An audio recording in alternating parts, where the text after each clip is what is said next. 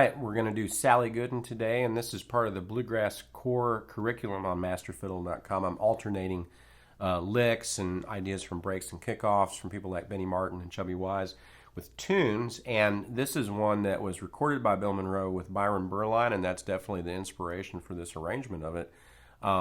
It's originally an old-time fiddle tune that was in the key of G, and then somewhere along the line, maybe Eck Robertson, who made the first recording of it, I think one of the first technically country music recordings of Sally Goodin. Eck Robertson recorded Sally Goodin in the 20s, and you can go listen to that, look it up on YouTube. That's kind of the version that everybody has really drawn from since then, even if they don't play Texas or contest-style fiddle.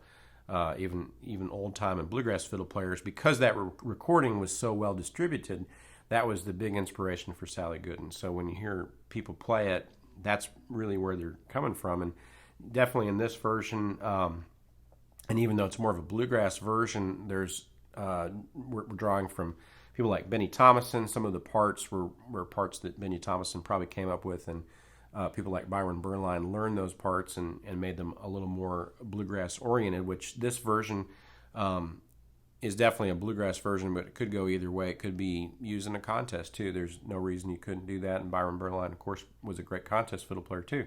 So that's where we're coming from with this, and why this is important. One, it's just a good tune that you get asked to play a lot. It's a great feature for the fiddle, so it's a really important one to know.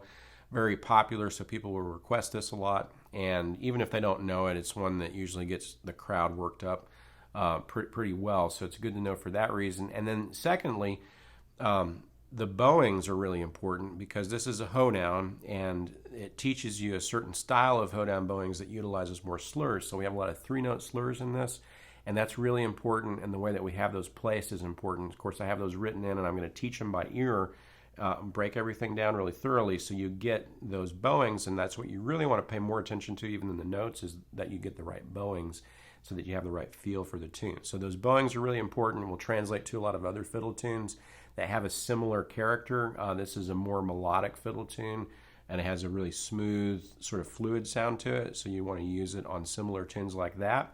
The other thing is we're going to use a lot of drones, open string drones, where we play the same note against other notes that are moving against that.